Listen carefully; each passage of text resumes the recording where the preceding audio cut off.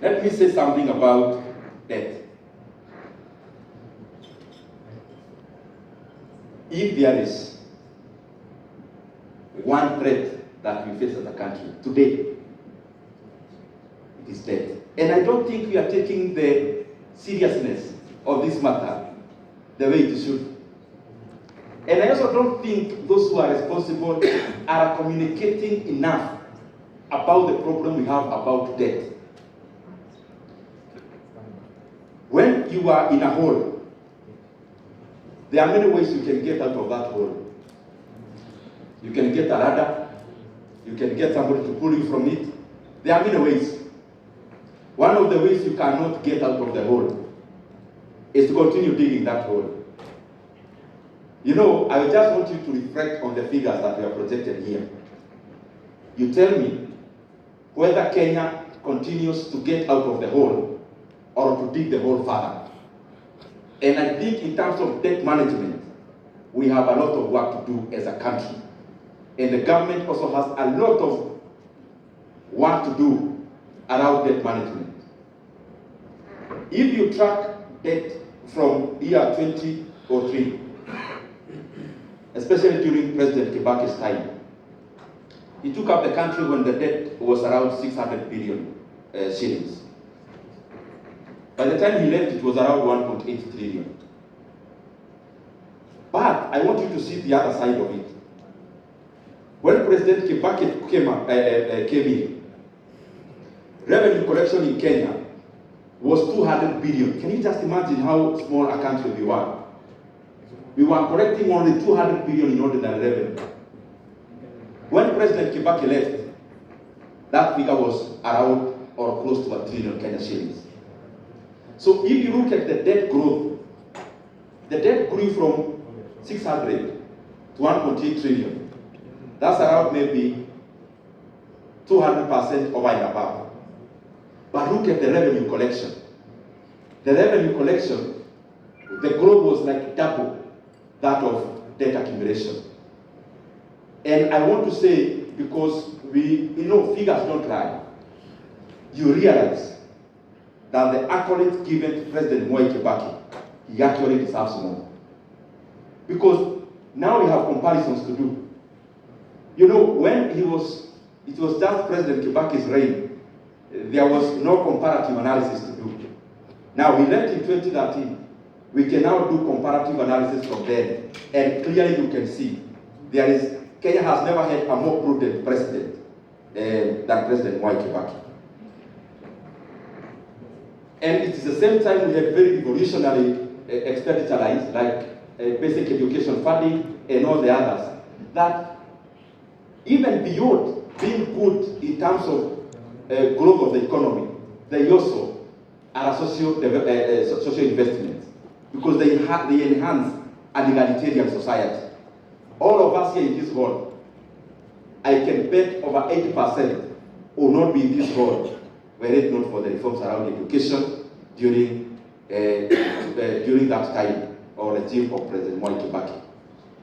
Why am I talking about debt in this kind of standness? We are now talking about 10 trillion to 11 trillion depending on where the currency is, because 50% is denominated by a currency, not other currencies, not ours.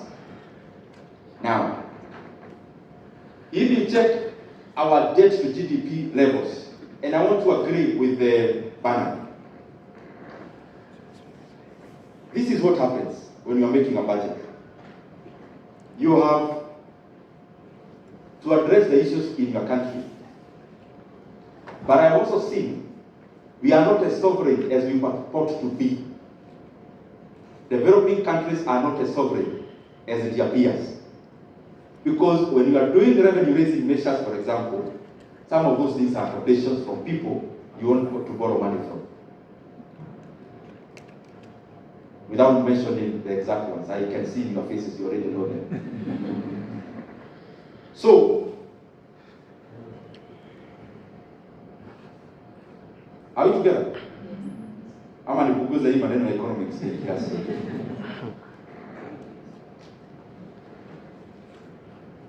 I'm looking for for words for you to capture this point properly. I'm talking about debt. If you look at our debt level, 10 to 11 trillion, and I'm trying to solidify the point that was said earlier, you'll be given a quotation about debt to GDP ratio. You'll also be given a quotation around fiscal deficit to GDP ratio. If you notice there, GDP is cutting across both two parameters. So what do authorities do? Because the target is on a percentage. If I do 2 out of 10, 2 out of 10 is what? 2 over 10 is the 20. 2 over 10. 2 divided by 10. What's that?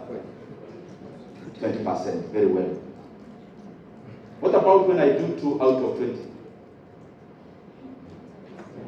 10%. What have I changed? Have I changed? Is the 2 constant? What have I changed? What if my obligation was to lower the percentage? What do I need to do around the denominator? Now, ask yourself this. You report in the same government documents, the Kenyan GDP grew by 4.something%. That goes in the record. The same record shows the GDP moved from 16 trillion to 18 trillion. What is that percent? Can somebody do 16 out of 18? I mean, do the math. When GDP moves from 16 to 18, what percentage is that?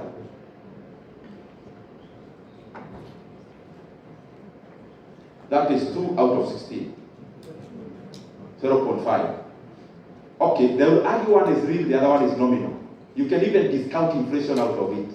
So I want you to see, so that even as you work around the figures you work on as IPF and also the fourth estate, you are able to get the reality by yourself.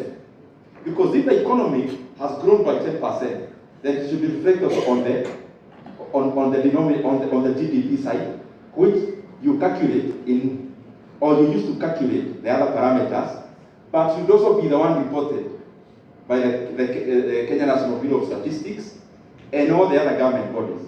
I hope I'm making sense. You don't need anyone to tell you the economy of Kenya grew by what percent. You can calculate it by yourself in nominal terms and in real terms, because you have all the parameters from public institutions. So, the problem around our debt is that when we inflate our denominator, we continue to show like the economy grew with the purpose of having a leg room of borrowing more. The problem is that you cannot teach figures for too long. It catches up with you, and especially when it is time for repayment. Debt management is everything else. It catches you around repayment. Now, we are spending over 1 trillion Kenya shillings in paying our interest rates. Over 1 trillion Kenya shillings. Now, whether you inflate GDP or you condense it, that is actual money that actually has to be paid. That is why it catches you. Because you may come and say, you know, our fiscal deficit to GDP ratio is 5% or the next, or the other figure. That's fine, it goes to the books. It will catch up with you when it's time for repayment. The other things I want you to, I'm just provoking your mind so that you go research further.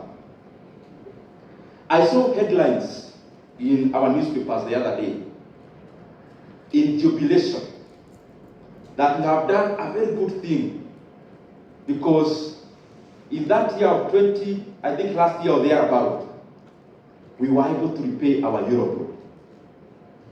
And the people in this hall, because I can see you are able to dig deeper.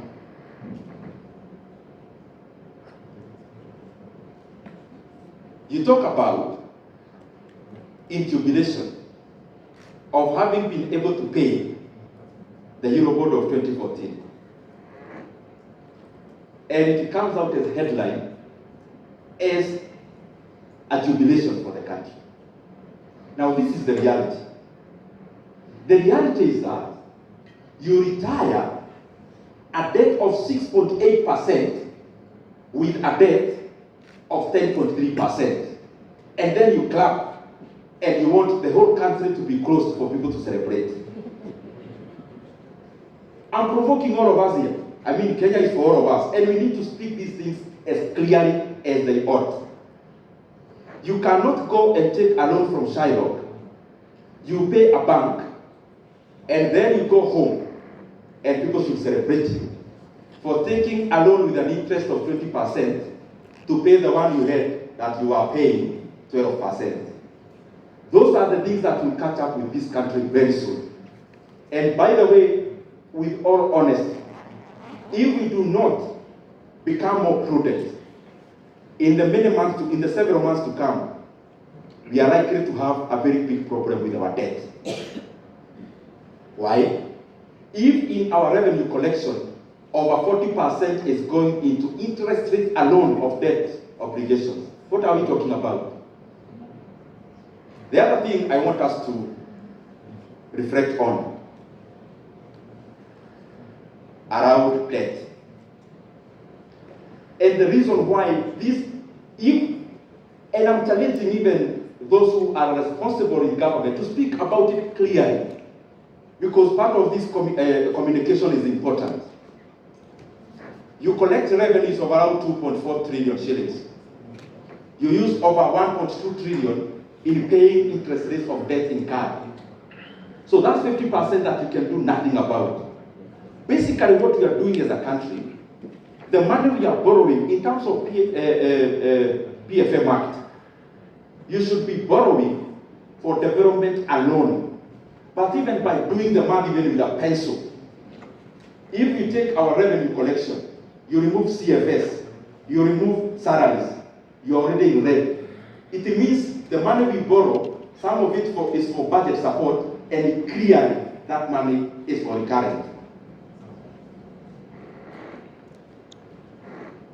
You don't need to go very far. Just this data, just do the math around this data, even with a pencil, you'll get the correct figure. So this issue of debt, if we are not progressive enough and prudent enough as a country, in just a few months to come, we will see the ramifications. We do not want Kenya to be a case study like Sri Lanka in the year 2002, in the year 2022, 2023. The primary reason was that